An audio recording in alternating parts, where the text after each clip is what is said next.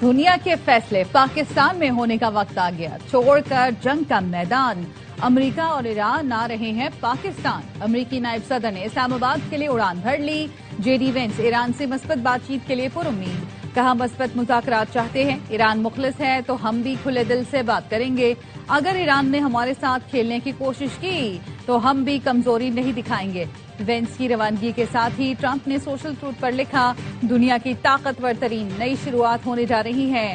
امریکی وفد میں اسٹیو وٹکوف اور جیرڈ کشنر شامل ہوں گے۔ ایران کی طرف سے وفد اسپیکر باقر کالباف کی سربراہی میں آئے گا۔ پاکستان کی کوششوں سے امریکہ اور ایران میں 2 ہفتے کی جنگ بندی ہوئی۔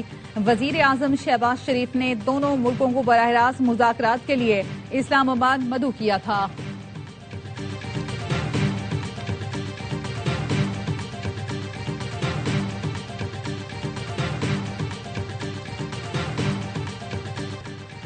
وزیر اعظم نے پیٹرولیم مصنوعات کی قیمتوں میں کمی کر دی۔ ڈیزل 135، پیٹرول 12 روپے فی لیٹر سستا کرنے کا اعلان۔ قوم سے خطاب میں وزیر اعظم نے کہا، ڈیزل کی قیمت میں کمی سے زرعی شعبے کو آسانی ہوگی، پبلک ٹرانسپورٹ کے اخراجات بھی کم ہوں گے۔ حکومت کی اولین ترجیح عوام کو ریلیف کی فراہمی ہے۔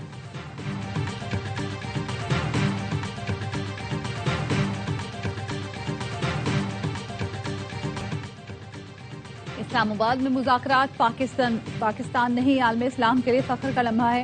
خلیج میں اب جنگ نہیں امن کی باتیں ہو رہی ہیں۔ وزیر اعظم شہباز شریف کہتے ہیں، میری تجویز پر امریکہ اور ایران نے عارضی جنگ بندی پر اتفاق کیا۔ میری دعوت پر دونوں ملکوں کی قیادت اسلام آباد آ رہی ہے۔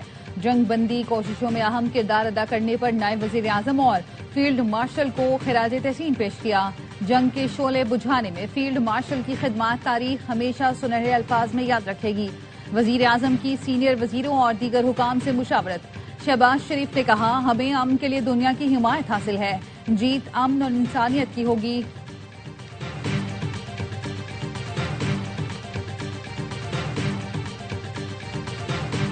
امن کے نئے دور کی شروعات، اسلام آباد میں مذاکرات۔ پاکستان دنیا کی توجہ کا مرکز بن گیا۔ عالمی میڈیا کے کیمروں کا رخ اسلام آباد کی طرف۔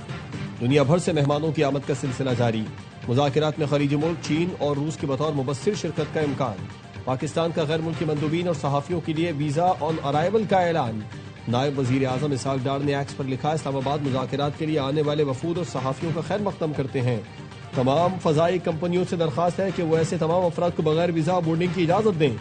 وزیر داخلہ محسن نقوی کی زیر صدارت سیکیورٹی انتظامات سے متعلق اجلاس، تیاریوں اور سیکیورٹی پلان کا تفصیلی جائزہ، وفود کی مہمان نوازی اور سیکیورٹی کے ہر ممکن اقدامات یقینی بنانے کی ہدایت۔ وزارت داخلہ میں کنٹرول روم بھی قائم کر دیا گیا۔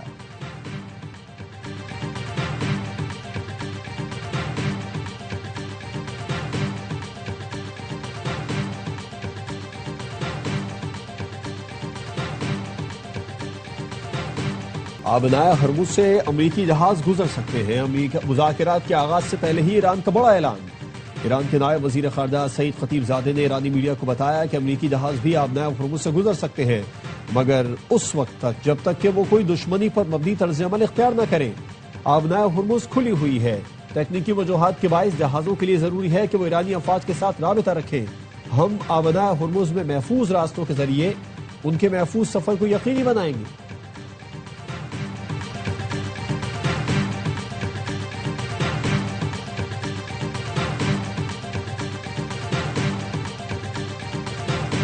امید ہے اسلام آباد میں امن معاہدہ ہو جائے گا۔ ایران نے ان تمام چیزوں سے اتفاق کر لیا جس پر اسے اتفاق کرنا تھا۔ امریکی صدر ڈونلڈ ٹرمپ کی NBC نیوز سے گفتگو، کہا ایران امریکہ مذاکرات سے قبل اسرائیلی وزیر اعظم لبنان پر حملوں میں کمی کریں گے۔ اس سے متعلق نتنیاہو سے بات کر لی ہے۔ ایرانی عہدیدار جب میڈیا سے بات نہیں کرتے تو مناسب نظر آتے ہیں۔ امریکی صدر نے ٹروت سوشل پر لکھا کہ ایران آبنائے ہرمز سے تیل کی نقل و حرکت پر بہت خراب کام کر رہا ہے۔ یہ وہ معاہدہ نہیں جو ہمارے درمیان طے ہوا تھا۔ ایسی خبریں ہیں کہ ایران آبنائے ہرمز سے گزرنے والے ٹینکر سے فیس وصول کر رہا ہے۔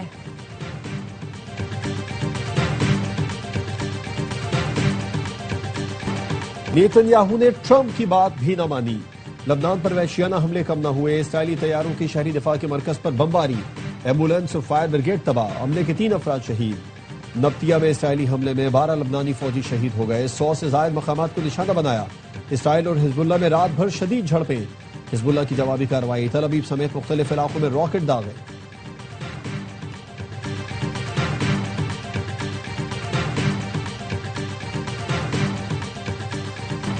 امن کا پلان پاکستان کے پاس ہے، دنیا کے پاس کوئی پلان بھی نہیں، بلاول بھٹو زرداری نے بتا دیا۔ اسکائی نیوز کو انٹرویو میں کہا، ایران اور امریکہ میں جنگ بندی کرانا، براہ راست مذاکرات کی میز پر لانا پاکستان کی بڑی کامیابی ہے۔ دنیا کی نظریں اسلام آباد آنے والے وفود پر لگی ہیں، پر امید ہے دونوں فریق امن کے لیے مذاکرات اور سفارتکاری کا راستہ اپنائیں گے۔ مذاکرات میں امریکہ اور ایران دونوں کو چیلنجز کا سامنا ہوگا۔ مذاکرات میں اعتماد کا فقدان بڑا چیلنج ہوگا۔ اب یہ ہمارے فریقین اور باقی تمام ملکوں پر منحصر ہے، مسئلے کو پرامن طریقے سے حل ہوتا دیکھنا چاہتے ہیں۔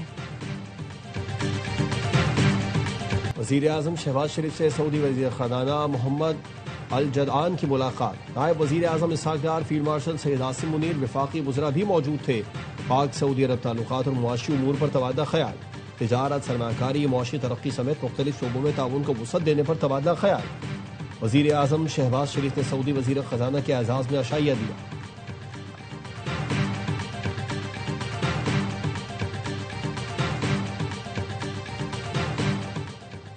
وزیر اعظم شہباز شریف اور برطانوی وزیر اعظم کے درمیان ٹیلی فونک رابطہ۔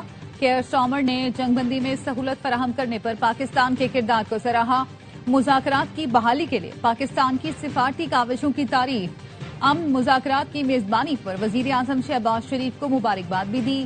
برطانوی وزیر اعظم کا امن مذاکرات کی کامیابی کے لیے نیک تمناؤں کا اظہار۔ دو طرفہ تعلقات کو فروغ دینے کے لیے مل کر کام کیا جائے گا، دونوں رہنماؤں کا اتفاق۔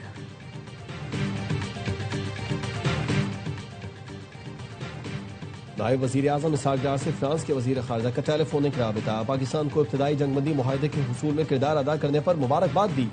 فرانس کے خطے میں پائیدار امن و استحکام کے لیے پاکستان کی سفارتی کوششوں کی حمایت۔ ترجمان دفتر خارجہ کے مطابق دونوں وزرائے خارجہ کا لبنان میں جنگ بندی کی سنگین خلاف ورزیوں پر اظہار تشویش، جنگ بندی پر مکمل عمل درآمد اور احترام پر زور، دو طرفہ تعلقات کو مزید مضبوط بنانے کے عزم کا اعادہ کیا۔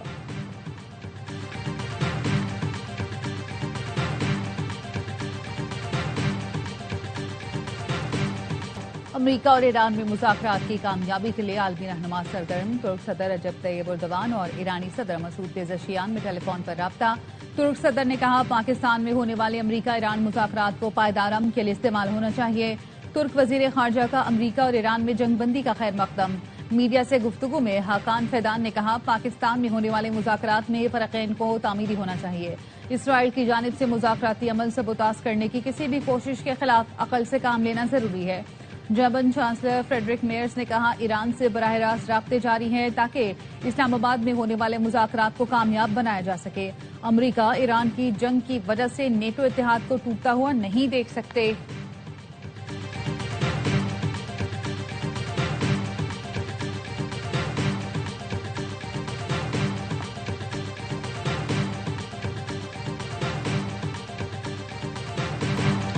انٹرنیشنل میڈیا کو ویلکم کرنے کے لیے تمام انتظامات مکمل کر لیے گئے۔ وزیر اطلاعات عطا طارق کہتے ہیں، میڈیا کے لیے کنونشن سینٹر میں تمام تر سہولیات مہیا کی جا رہی ہیں۔ میڈیا سینٹر مکمل طور پر آپریشنل ہو گیا۔ 100 سے زائد غیر ملکی صحافیوں نے پاکستان کے ویزے کے لیے درخواست دی۔ 69 صحافیوں کے ویزے جاری کیے جا چکے۔ بھارت سے کوئی صحافی کوریج کے لیے پاکستان نہیں آ رہا۔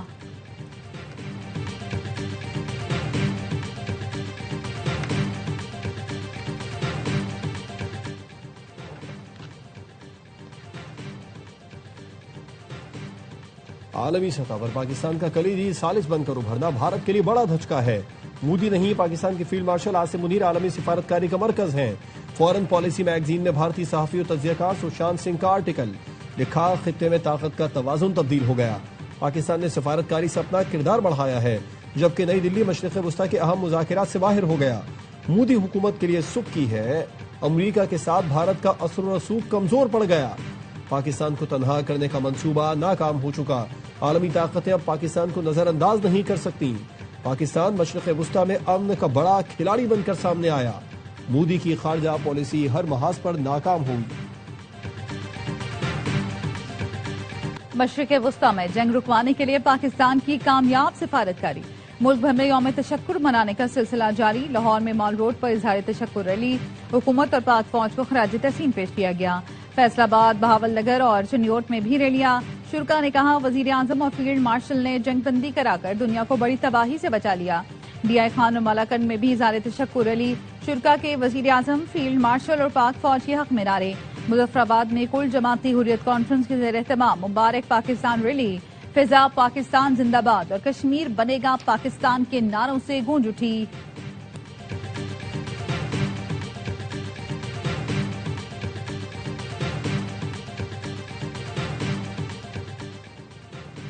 امریکہ ایران جنگ میں ثالثی اور سیز فائر میں پاکستان کا کردار۔ عوام نے جنگ بندی میں پاکستانی کردار بہترین قرار دے دیا۔ سیز فائر پر ہر 10 میں سے 8 شہری پاکستان کے کردار سے مطمئن۔ گیلپ سروے کے مطابق پاکستان کے 93% عوام حکومت کی جنگ بندی کوششوں کی حامی ہیں۔ ثالثی کی پرزور حمایت کرنے والوں کی شرح 72% رہی۔ ثالثی سے گریز کرنے کا کہنے والوں کی تعداد انتہائی کم رہی۔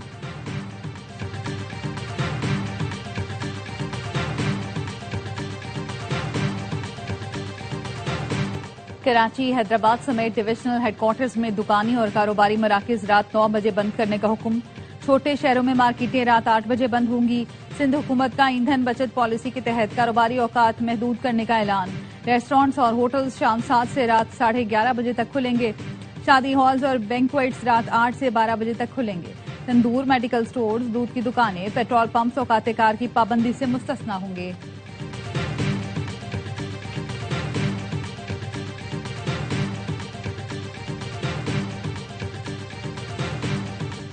پاک بحریہ نے بحیرہ عرب میں 18 افراد کو ریسکیو کر لیا۔ ایس پی آر کا کہنا ہے پاک بحریہ نے موصول ہنگامی سگنل پر پی این ایس حنین کو فوری امدادی کارروائی کے لیے روانہ کیا۔ شمالی بحیرہ عرب میں کامیاب سرچ اینڈ ریسکیو آپریشن کیا۔ چین، بنگلہ دیش، میانمار، ویتنام اور انڈونیشیا کے شہریوں کو بچا لیا۔ بحریہ کے ماہرین نے تجارتی جہاز پر آگ بجھانے میں معاونت کی۔ عملے کو طبی امداد دی۔ ریسکیو کیے گئے افراد کو کراچی منتقل کر دیا گیا۔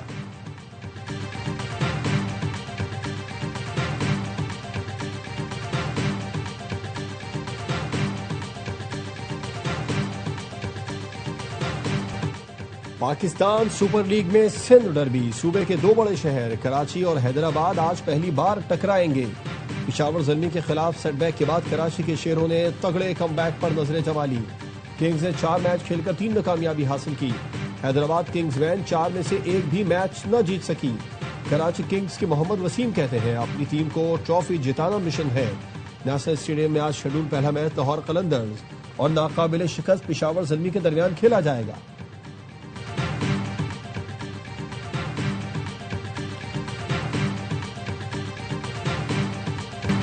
رضوان کو کپتانی نہیں چھوڑنی تو اپنا نمبر ہی تبدیل کریں۔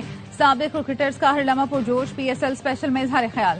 باسط علی نے کہا جب فارم اچھی نہ ہو تو کپتانی میں بھی مسائل ہوتے ہیں۔ پنڈیز کی پلاننگ اچھی نہیں۔ کامران اکمل نے کہا پنڈی نے ٹاس جیت کر غلط فیصلہ کیا۔ اداکار عدنان جعفر بنے مہمان، سامنا کیا وسیم بادامی کے معصومانہ سوالوں کا۔ مصطفیٰ چودھری نے روپ دھارا محمد رضوان کا، عادی نے حاضرین کو ہنسایا۔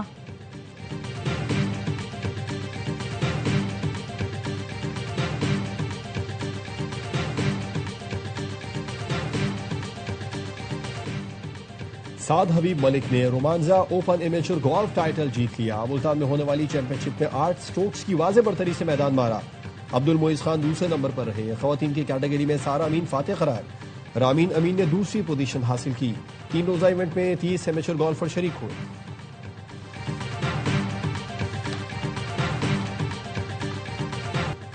اور عالمی بیساکھی میلہ، بھارت سے 2840 سکھ یاتری پاکستان پہنچ گئے۔ واہگہ بارڈر پر صوبائی وزیر رمیش سنگھ نے یاتریوں کا استقبال کیا۔ سکھ یاتریوں کے لیے لنگر، ٹرانسپورٹ اور میڈیکل کے انتظامات مکمل۔